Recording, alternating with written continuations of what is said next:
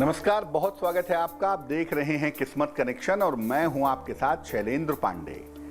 आज हम बात करेंगे चंद्रमा के शुभ योगों के बारे में और ये जानेंगे कि चंद्रमा के ये शुभ योग कितने ज्यादा प्रभावशाली माने जाते हैं। बात आपके राशियों की करेंगे और आपके प्रश्न का उत्तर भी देंगे। तो चलिए कार्यक्रम की शुरुआत करते हैं और सबसे पहले जानते हैं गुड लक।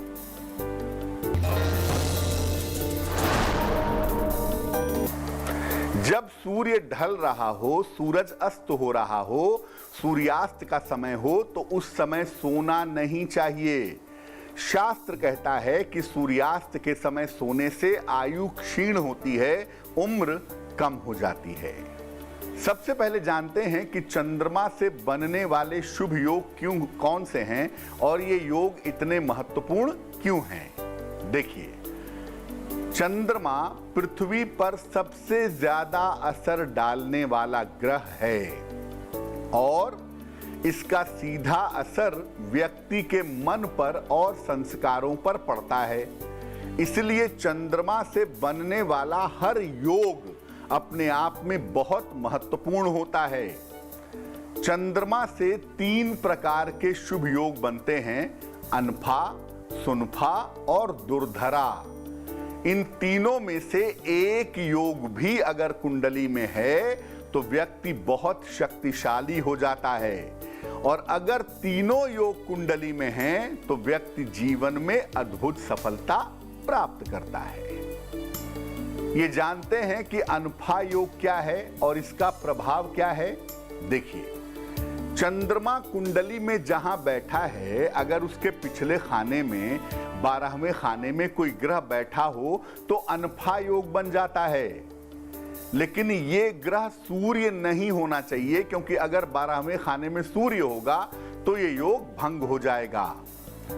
इस योग के होने से व्यक्ति जीवन में खूब सुख सुविधा प्राप्त करता है, व्यक्ति बहुत सारी यात्राएं करता है और बहुत व्यवहार कुशल होता है। अनफा योग होने से बहुत बार ऐसा देखा गया है कि ऐसे लोग राजनीति में भी काफी सफलता पा जाते हैं। चर्चा को आगे बढ़ाएंगे, लेकिन उसके पहले मेष, वृषभ और मिथुन राशि का राशिफल। मेष राशि, मानसिक चिंता समाप्त होगी, सेहत में सुधार होगा, धन लाभ के योग हैं। शुभ रंग ग्रे और भाग्य होगा 90%।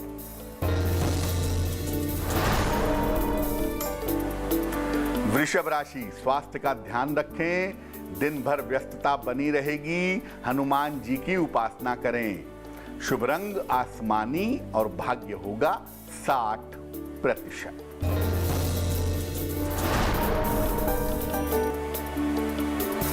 मिथुन राशि, धर्म की तरफ मन झुकेगा, परिवार में मतभेद कम होंगे, धन आसानी से मिलेगा।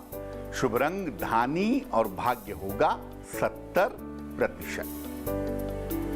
अब जानते हैं कि सुनफा योग क्या है और इसका प्रभाव क्या है। जब चंद्रमा से दूसरे खाने में, चंद्रमा जहां बैठा है उसके दूसरे भाव में अगर कोई ग्रह होता है तो सुनफा योग बन जाता है।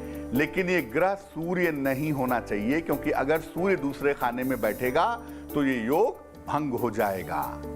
सुनफा योग अगर कुंडली में है तो व्यक्ति को शिक्षा में बहुत सफलता मिलती है, व्यक्ति बहुत धनवान होता है और वाणी से, अपने बोलने से सफलता प्राप्त करता है।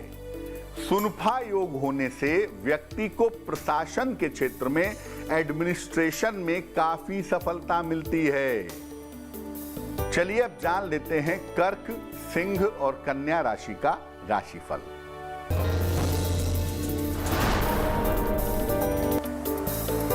कर्क राशि, नाम, यश और धन की प्राप्ति होगी, लंबी यात्रा करनी पड़ सकती है, नए संबंधों की शुरुआत होगी।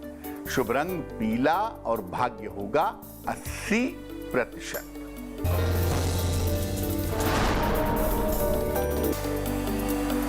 सिंह राशि, नौकरी में स्थान परिवर्तन के योग हैं, मानसिक चिंताएं समाप्त होंगी, विवाह और प्रेम के मामले हल होंगे। शुभ रंग गुलाबी और भाग्य होगा 75%।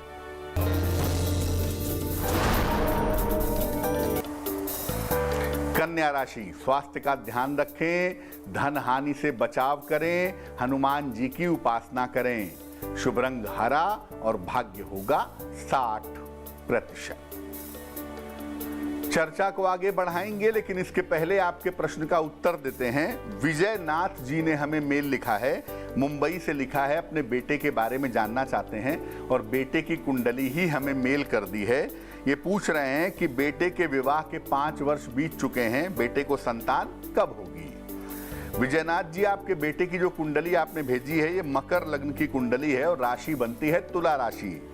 संतान कारक बृहस्पति कुंडली में ठीक जगह बैठा है, यानी संतान का प्रॉमिस तो है, संतान होगी, लेकिन ये होगी किसी टेक्नोलॉजी की वजह से, यानी आईवीएफ के थ्रू, आईयूआई के थ्रू या किसी टेक्नोलॉजी की वजह से संतान होने की संभावना ज्यादा बन रही है। और जो संतान के लिए प्रयत्न करना है इस साल जून जुलाई में करें या नवंबर दिसंबर में करें, आईवीएफ आदि के लिए जाएं तो संतान इनको हो जाएगी। फिलहाल आप इनको 2 उपाय करने को कहिए। एक तो इनको एक ओपल बनवा के पहना दीजिए, 10-12 रत्ती का ओपल चांदी की अंगूठी में, दाहिने हाथ की तर्जनी उंगली में, शुक्रवार की शाम को। और दूसरा, इनको बोलिए कि सुबह शाम दोनों समय नमः शिवाय का जप करें तो इनके लिए बेहतर होगा। चलिए अब जान लेते हैं तुला, वृश्चिक और धनु राशि वालों का राशिफल।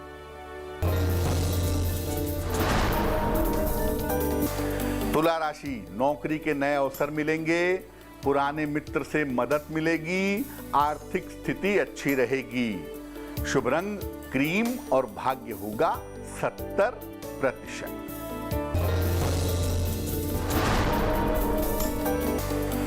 वृश्चिक राशि, काफी मेहनत करनी पड़ेगी, करियर में कुछ परिवर्तन होगा, धन का खर्च बढ़ सकता है। शुभ रंग लाल और भाग्य होगा 65%। धनु राशि, रुके हुए काम पूरे होंगे, दिन भर दौड़ भाग करनी पड़ेगी, धन की प्राप्ति आसानी से होगी। शुभ रंग नारंगी और भाग्य होगा 75%। अब जानते हैं कि दुर्धरा योग क्या है और इसका प्रभाव क्या है। चंद्रमा से दूसरे खाने में भी कोई ग्रह हो और 12वें खाने में भी कोई ग्रह हो तो दुर्धरा योग बन जाता है, लेकिन इन ग्रहों में सूर्य नहीं होना चाहिए। दुर्धरा योग होने पर व्यक्ति जन्म से ही संपन्न और समृद्ध होता है, जीवन में किसी भी प्रकार की समस्याओं का सामना नहीं करना पड़ता। ऐसा योग कभी कभी व्यक्ति को वैराग्य की ओर भी ले जाता है। ऐसे लोग धर्मात्मा होते हैं, संत स्वभाव के होते हैं, ऐसा देखा गया है। मकर, कुंभ और मीन राशि वालों का वक्त कैसा है, आइए जानते हैं। मकर राशि, धन की समस्या हो सकती है, नौकरी में परिवर्तन के योग बन रहे हैं, लाल फल का दान करें। शुभ रंग नीला और भाग्य होगा 60%।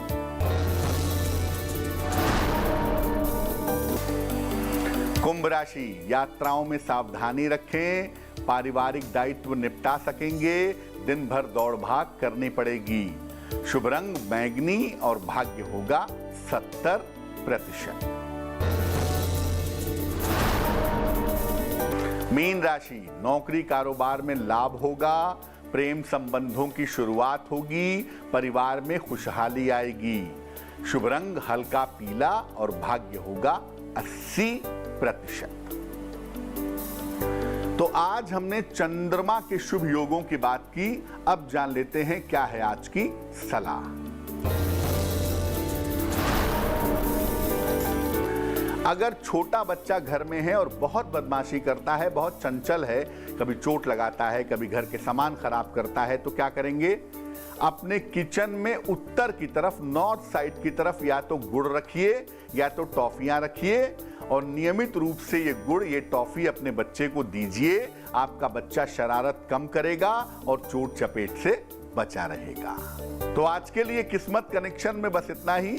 फिर होंगे हाजिर किसी नए विषय के साथ, आपकी समस्याओं के समाधान के साथ। तब तक स्वस्थ रहिए, प्रसन्न रहिए, अपना बहुत ख्याल रखिए, सावधानियों का पालन कीजिए और मुझे दीजिए इजाजत। आगे जरूर देखिए रिश्तों की कहानी संजय सिन्हा के साथ। नमस्कार।